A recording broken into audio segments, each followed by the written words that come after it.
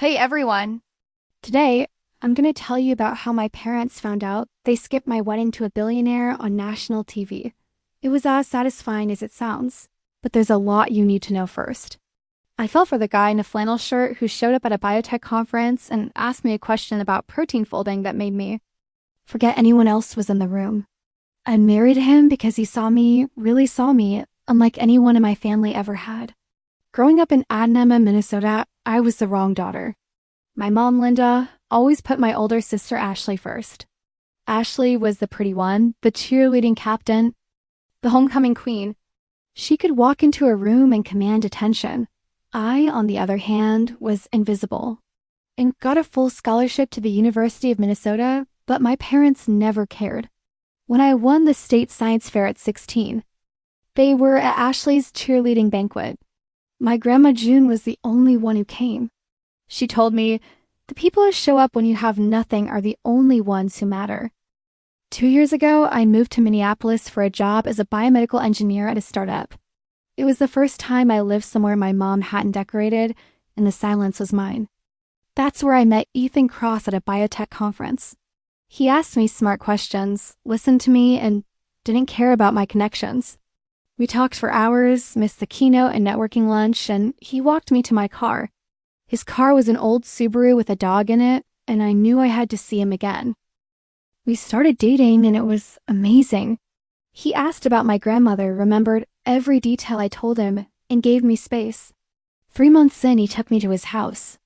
It was a comfortable 3-bedroom in St. Louis Park with a porch, a kitchen that smelled like coffee and rosemary, and bookshelves full of biology texts and novels.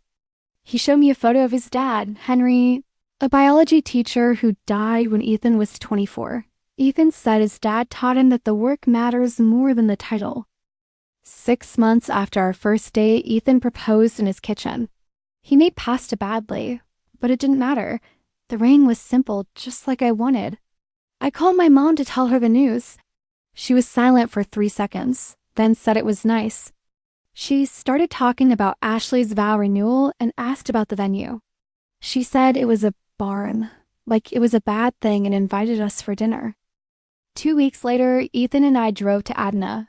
He dressed up, brought wine, but my parents were cold. My mom hugged him like she didn't want to, and dinner was all about Ashley. My mom asked Ethan what he did, and when he said he ran a small biotech company doing diagnostics for rural hospitals, she was unimpressed. 3 weeks before the wedding, my mom called. She said she and my dad couldn't support the wedding because it was in a barn. There was no proper reception or planner, and it was Ashley's birthday weekend. They'd already booked a yacht and needed the shrimp tower for her. I didn't argue. I just said okay and hung up. I was devastated, and I made a mistake at work, something I never did. I caught the error, but I was in a dark place.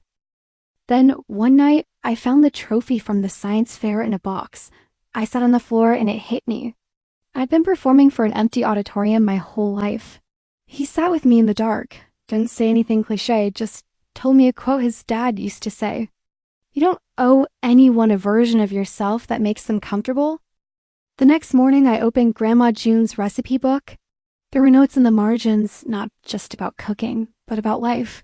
One inscription said, "For Vanessa, who never needed anyone's permission to be extraordinary. Cook something wonderful, then eat it yourself."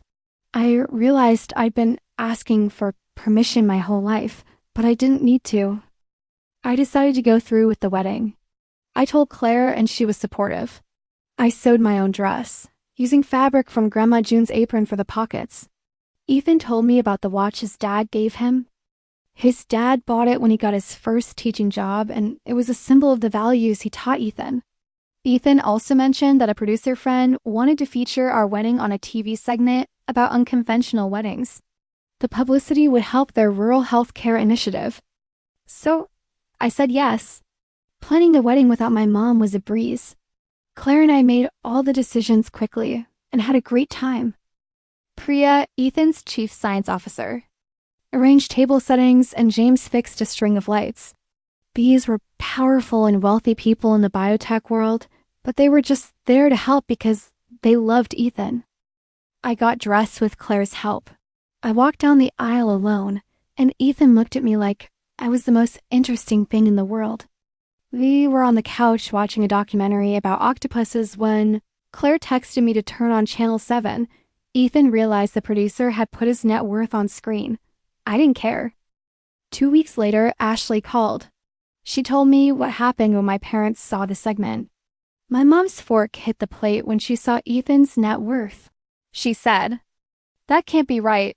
Then the voicemails from my mom started. She tried to rewrite history, saying she wished she'd known about the filming and they would have loved to be there. But I was done. I sent her a laughing emoji and decided to focus on my new life. The next day, I sat at the kitchen table with Ethan. I had 14 missed calls from my mom, but I didn't care. I decided to make Grandma June's blueberry cobbler.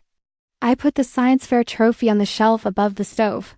It was mine, and this new life with Ethan was mine. My phone buzzed, but I ignored it. I was better than okay.